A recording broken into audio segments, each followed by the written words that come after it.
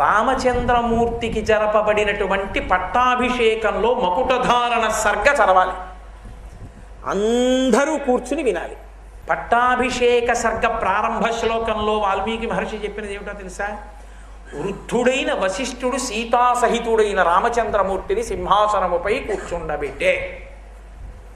పట్టాభిషేకం అభిషేకం ఓషధీ జలముల చేత అభిషేకించారు.